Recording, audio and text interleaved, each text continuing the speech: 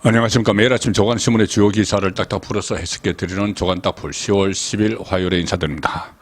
어제 제가 이재명, 민주당 대표 이재명의 여러 가지 범죄 혐의들, 지금 재판 중인 것, 수사 중인 것, 이런 것들을 놓고 검찰이 이걸 어떤 부분은 기소를 하고 어떤 부분은 영장을 재청구하고 또 어떤 건 사건을 묻고 어떤 거는 또 묶어놨던 것을 풀고 여러 가지 다양한 방안, 이재명 사실상 이 범죄 혐의로 처벌하기 위해서 다양한 시나리오들을 놓고 이 범죄 혐의들을 그 대상으로 해서 일종의 시뮬레이션을 하고 있다는 말씀을 드렸는데, 자, 오늘 MBN에서 오늘 아침에 단독 기사가 하나 나왔습니다.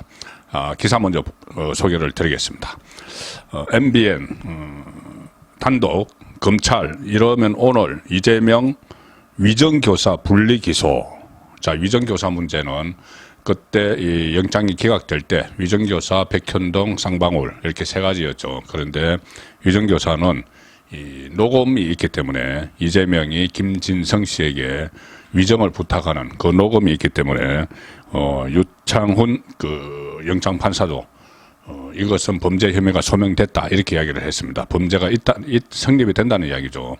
자, 그래서 이것을 먼저 그 세 가지 중에서 백현동 쌍방울과 분리해서 이것을 먼저 기소한다. 그러니까 재판에 넘긴다. 자, 이 기사인데 그러면 나머지 그 범죄 혐의들은 어떻게 될 것인지, 자, 그 부분에 대해서 MBN은 이렇게 씁니다.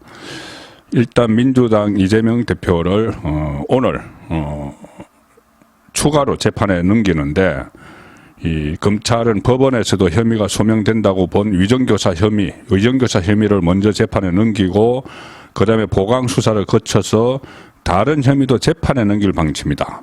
자, 백현동과 이 대북송금 이것을 추가 영장을 신청하지 않고 재판에 넘긴다. 이렇게 지금 MBN은 보도를 하고 있지만 다른 많은 보도들은 두 가지 백현동과 대북송금은 추가 수사를 해서 2차로 영장을 청구를 한다. 그것도 이 비회기 중 12월 9일에 정기국회가 끝나면 그 이후에 영장을 청구를 해서 다른 영장 판사의 이 심리를 받는다. 자, 이런 그 보도가 나오고 있는데 MBN은 바로 재판에 넘긴다. 그 다른 두 범죄 혐의도. 자, 그래서 이 문제는 검찰이 계속 여러 가지 시뮬레이션을 하고 있기 때문에 일단 오늘은 아마 그 이재명의 위정교사는 기소를 하고 나머지 부분들은 나머지 범죄 혐의들을 어떻게 할지 좀 더 시뮬레이션을 해보는 과정을 거치지 않겠나 그렇게 생각이 됩니다. 그 뭐 아시다시피 이 구속영장 기각이 되고 나서 보강 수사에 나선 지 13일 만인데 13일 만에 재판에 넘기는데 이 다른 혐의들에 대해서도 이것을 재판에 넘길지 아니면 좀 더 보강 수사를 할지, 자, 그런 부분들은 더 그 살펴봐야 되는 상황입니다. 그리고 오늘 이재명이 오늘 아침 조간신문들은 이재명이 어제 병원에서 퇴원을 해서 강서구청장 보궐선거 유세장으로 달려갔죠. 유세장으로 달려갔는데 거기서 뭐 이런저런 말을 한 8분 동안 했습니다. 그 중에서 인터넷 매체 뉴스와는 이 통신사죠. 뉴스와는 이재명의 여러 말 중에서 원팀 통합 메시지를 낸 것에 주목을 하고 있습니다. 자, 뉴스완 기사입니다. 이재명 사실상 당무 복귀 첫 일성 원팀 통합 메시지. 이재명 강서 보선 지원 요새를 했는데 우리 안의 작은 차이는 넘어야 된다. 그런데 당내 분란 해결, 대여 투쟁, 사법 리스크 극복 등 과제가 쌓였다. 자, 제가 그 이재명이 이 영장이 기각되고 나서 첫 일성이 영수회담 제안이었죠. 그리고 그 다음 메시지가 아마 통합쇼를 벌일 거라고 제가 말씀을 드렸었습니다. 통합쇼. 진정한 통합이 아니고 일단은 본인이 그러니까 저 친명계, 정청래나 이런 사람들이 비명계를 향해서 뭐 정치적 생명을 끊어놓겠다. 뭐 이렇게 아주 강하게 놓으니까 이재명이 아마 짐짓 대범한 척하면서 통합의 메시지를 내놓고 실제로는 공천에서 다 탈락을 시킬 거다. 그런 말씀을 드렸는데 어제 그 유세 현장에 가서 일성이 원팀 통합 이런 메시지를 내놨다는 기사입니다. 이 복귀 후에 당내 수습이 과제인데 원팀을 강조한 만큼 통합 가능성에 무게가 실린다. 어제 6시 서울 발산역에서 진교훈 강서구청장 후보 지원 유세를 했죠. 지팡이를 짚고 나타났습니다. 연달에 올라서 8분간 발언을 하면서 원팀을 강조를 했다. 우리 앞에 거대한 장벽이 놓여 있고 그 장벽의 두께와 높이가 점점 커지고 있다. 우리가 좌절하지 않고 우리 안의 작은 차이를 넘어서서 함께 손잡고 반드시 넘어야지 않겠냐. 자, 이렇게 했는데 작은 차이, 당 안에 민주당 안에 작은 차이가 있다. 그런데 이거 작은 차이가 아니죠. 어마어마한 차이가 있죠. 이 개딸과 비명계 간에 그리고 각 개파 간에 어마어마한 차이가 있고 이 퇴진론, 심지어 이재명 퇴진론이 여전히 나오고 있는 상황에서 옥중 공천이라도 하겠다. 뭐 이렇게 하는 상황이니까는 작은 차이가 아니라 어마어마한 큰 차이라서 말은 짐짓 이렇게 이 원팀을 강조를 하지만 곧 다가올 총선 전국에서 대대적인 숙청 작업이 불가피하다. 그렇게 보입니다. 자, 오늘 아침에 나온 기사를 하나 더 소개해 드리죠. 이것도 상당히 총선을 앞두고 여론 조작 또는 가짜 뉴스 이런 그 우려가 많이 있는데 얼마 전에 그 포털 사이트 다음에서 카카오가 운영하는 다음에서 지난번 그 한국과 중국 아시안 게임 남자 축구 8강전 경기 당시에 중국을 응원하는 클릭 응원 그 로고인 없이 그냥 클릭하는 그 응원이 이 무려 중국 응원 비율이 91% 이렇게 돼서 이거 여론 조작 아니냐. 자, 그런 이야기가 있었죠. 그래서 이것이 총선에서도 적용될 수 있다. 그래서 다음의 문제점, 좌편향된 포털, 다음의 문제점에 대해서도 논란이 있었는데, 자, 오늘 이 다음이 얼마나 편향적인가 하는 것이 하나 기사로 소개가 되고 있습니다. 총선 여론전에서 가짜뉴스가 난무할 우려가 있고, 다음이 좌편향돼 있다. 자, 이런 이야기인데, 자, 문화일보 기사로 소개를 드리겠습니다. 오늘 아침에 나온 기사입니다. 다음의 세이프 봇, 대깨문은 가리고 닭근해, 경은 방치. 박성중 그 국민의힘 의원이 이 카카오 정오 대응 관련 내부 보고서를 공개를 했는데, 카카오 내부 보고서를 입수를 해서 보고를 했는데, 카카오가 AI에 적용할 표현 임의 선정을 했다. 자, 그러니까 이 좌파 진영의 그 불리한, 좌파 진영의 불리한 내용 같은 것은 가려버리고 우파 진영의 불리한 내용은 그대로 노출을 시켰다. 이야기입니다. 이 세이프봇이라는 게 이 악성 댓글 같은 거, 그 부적절한 댓글을 가려내는 그 기능을 하는 AI죠. 그런데 그 AI가 대깨문, 대가리가 깨져도 문제인 이런 표현이 나오면은 그것을 가려버립니다. 노출 안 시키죠. 그런데 이 박근혜 전 대통령을 비하하는 표현, 닭근해 또는 경은 이제 윤석열 대통령의 윤을 거꾸로 써가지고 뭐 좌파 진영에서 뭐를 거꾸로 간다, 민주주의를 역행한다, 뭐 이런 식으로 해서 그 조롱하고 비하하는 표현입니다. 그것은 그대로 방치를 하고 있다. 자, 심각하죠. 자, 이런 것들이 총선까지 계속 이어지면은 또 새로운 용어들이 막 나와서 좌파 진영을 비하하는 그런 그대로 또 가려버리고 우파 진영을 비하하는 그런 그대로 노출시키는 자, 그런 상황이 올 수가 있기 때문에 대책 마련이 시급합니다. 총선이 다가오고 있습니다. 카카오가 운영하는 포털 다음이 기사 댓글에 문재인 전 대통령의 지지 세력을 비판하는 표현 대깨문 이것을 AI 인공지능 기반의 댓글 필터링 기능 댓글을 이제 걸러내는 기능이죠. 그게 세이프봇인데 이것을 통해 가려왔다. 그동안 이거 아무도 몰랐습니다.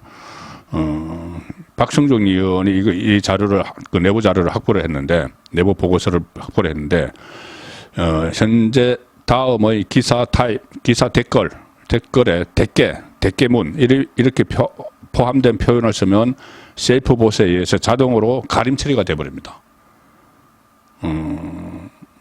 이 세이프봇은 욕설, 비속어를 포함하거나 게시물 운영 정책을 위반한 댓글을 AI 기술로 분석해서 자동으로 필터링하는 기능인데 이 욕설, 비속어가 포함된 댓글 자체를 삭제해서 음표로 체안을 하거나 가림 처리하고 있는데 그간 국내 양대 포털인 네이버와 다음은 댓글 어뷰징, 의도적 조작 행위죠. 어뷰징을 방지한다는 명목으로 기사 댓글에 어떤 단어를 삭제, 가림 처리하는지 외부에 전혀 공개를 하지 않았습니다. 그런데 이 포털이 이렇게 데케몬과 같은 정치적 표현을 AI 필터링 기능으로 조처한다는 사실이 밝혀진 것은 이번이 처음이다. 데케몬은 아시다시피 대가리가 깨져도 문재인의 준말인데 문재인의 강성 지지 세력을 비하하는 표현이지만 일단은 비하하는 표현이지만은 비속어라기보다는 문재인 정권에 대한 극단적 지지를 비판하는 정치적 표현에 가깝다. 그러니까 비속어를 가려내는 것이 아니고 정치적 표현에 대해서 어떤 것은 가려버리고 데케몬은 가려버리고 또 닥근의 경 이런 것은 방치를 해버린다는 겁니다. 정치적 표현인데 네이버의 경우만 하더라도 데케몬을 정치적 표현으로 간주해서 AI로 관련 표현이 들어간 댓글을 자동 삭제, 가림 처리하지 않는다. 네이버는 이런 표현들을 자동 삭제하거나 가림 처리하지 않는데 다음에서는 이거 데케몬은 가려버린다는 이야기입니다. 현재 다음에는 이명박, 박근혜 전 대통령을 각각 비하하는 표현인 지박이, 닥근혜 이런 포함된 댓글은 삭제나 가림 처리되지 않고 있다. 윤석열 대통령을 비판하는 표현으로서는 경 이것도 삭제, 가림 처리되지 않는다. 자, 그런데 문재인을 비하하는 표현만 가림 처리되고 있었다고 합니다. 지금 아무도 몰랐죠. 자, 그것이 새로 또 다음이 어떻게 여론을 조작을 하고 있는지 또 하나 드러났습니다. 조치가 있어야 되겠죠. 이렇게 드러난 걸로 그치면 되지 않겠죠. 뭔가 확실한 조치가 있어야 되는데, 지금 방송통신위원회 기능도 지금 많이 그 위원장도 바뀌고 했기 때문에 이런 문제에 대해서 좀 더 적극적으로 나서야 할 걸로 보입니다. 오늘부터는 또 국정감사가 시작이 됩니다. 국정감사가 시작이 되는데, 지금 이번 국정감사도 아마 이재명 방탄 때문에 그 모든 것을, 받아들이는 블랙홀이 되지 않을까. 또 이재명이 그렇게 싶은데, 일단 각 상임위에서 준비를 하고 있습니다. 국정감사를 할 때마다 지적되는 것 중에 하나가 무차별 정인 채택이죠. 자, 중앙일보가 오늘 그 내용을 다뤘습니다. 참고로 중앙일보는 과거에 삼성과 연결이 되어 있었던 그 언론이기 때문에 기업인들에 대해서 상당히 우호적인 그런 기사를 많이 싣고는 있죠. 자, 근데 어쨌든 이 부분이 국감을 할 때마다 이슈로 등장을 해왔습니다. 중앙일보 1면과 6면 기사 같이 보여드리겠습니다. 1면은 국감장 기업인 정인 100명에 육박한다. 9시간 대기 3분 발언 또 나오나. 그리고 6면은 포스코, CJENM, 우아한 형제들, 줄 소환, 의원들 힘 가시하는 것이냐. 자, 이런 이야기가 나오는 겁니다. 일단 오늘부터 다음 달 8일까지 국정감사가 실시가 되는데 센 사람 불러놓고 보자. 채택이 많다. 그 전에 이 대기업 총수가 9시간 동안 대기하다가 3분 동안 발언하고 나갔다. 그런 그 이야기들이 있었죠. 오늘부터 막을 올리는데 국회 국정감사 17개 국회 상임위원회가 11월 8일까지 30일간 합니다. 791개 부처, 공공기관, 공기업 대상으로 국정감사를 실시를 하는데 왜 사기업인 이 대기업 그 간부들이 나가느냐. 그것은 예산, 입법과 관련된 산업, 경제, 문화, 과학, 방송 등 민간 영역도 함께 감사를 하기 때문입니다. 예산이 집행이 되고 입법을 하는 과정에서 연관된 민간 기업도 대상이 되는 것이죠. 그래서 현재까지 일반 정인, 참고인 285명에 대해서 출석을 통보했는데 이 중앙일보가 분석을 해보니까 기업인 정인이 한 100명에 육박을 한다. 그런 이야기들이고, 10개 상임위, 현재 10개 상임위를 파악을 했는데, 국감 정인 참고인을 분석을 해보니까 171명 중에 56%가 기업 총수 임원급이다. 그래서 전문가들은 여야 검사가 정인을 불러놓고 벌 세우기만 반복을 하고 있다. 실효성도 없이 불러대기만 한다. 이런 지적이죠. 국정감사를 하면은 저도 정치부 현역으로 계속 기자로 있을 때 국감 하면은 가장 신경 쓰는 것 중에 하나가 국감 서타. 국감 서타를 선정을 하는 겁니다. 어떤 국회의원이 가장 이 국정감사를 잘했느냐. 국정감사는 국회의원들의 한 해 농사를 마감하는, 수확하는 그런 계절로 표현이 됩니다. 그래서 국감 서타 이런 말이 있었는데 이번 국정감사에서는 국회의원보다 국감 장관이 많이 서타 장관이 많이 나올 것 같아. 그런 분석 기사가 오늘 데일리안에 실렸습니다. 데일리안 기사입니다. 국감 스타 이젠 의원에서 장관으로 원희룡, 한동훈의 눈길. 자, 한동훈 법사위에서 이재명 수사 관련 대응에 주목. 지금 이재명과 관련해서 민주당이 불때처럼 공격을 하겠죠. 거기에 대해서 어떻게 대응할지 주목이 된다. 원희룡 국토교통부 장관도 양평 계담 있지 않습니까? 김건희 여사 관련 그리고 LH 사태 등 현안의 대처 예상이 되고 추경호 경제부총리는 통계 조작 그리고 세수 펑크 이 문제에 대해서 어떻게 대응을 할지 그리고 박민식 보훈처 장관은 백선엽 장군 발언 향한 야당 공세 대처 눈길. 자, 백선엽 장관은 친일파가 아니다. 뭐 이런 이야기들. 그래서 이번에는 국회의원 중에서 국감 스타가 나오기보다는 장관 중에서 스타가 나올 가능성이 크다. 특히 한동훈 법무부 장관은 내일 법무부 국감을 받는데 여기서 민주당 법사위원들이 이재명에 대한 구속영장 기각을 근거로 해서 막 여러 가지 쏟아내겠죠. 거기에 대해서 어떻게 하나하나 대처를 할지 그 부분이 관전 포인트가 되고 있습니다. 작년 국감 때에도 김의겸을 비롯해서 여러 민주당의 공격수를 자처하는 의원들이 일합을 겨뤘지만은 전부 다 제압을 당했죠. 자, 그래서 내일도 어떤 장면이 펼쳐질지 좀 기대가 되고 있습니다. 지금 이스라엘 지금 중동 지역에서 전쟁이 사실상 발발이 됐습니다. 이것이 전면전으로 확대할지 좀 더 지켜봐야 되지만은 자, 오늘 조선일보는 그것이 이스라엘과 이 하마스의 전쟁이 결국 우리에게도 많은 준비 태세를 갖춰야 된다는 그런 교훈을 준다는 기사를 실었습니다. 조선일보 1면과 3면 기사입니다. 1면은 9.19에 묶인 한국, 북한 기습 대책 없다. 9.19 때문에 비행 금지로 북한 장사정포 도발 깜깜이다. 지피 철수로 게릴라 방어 구멍났다.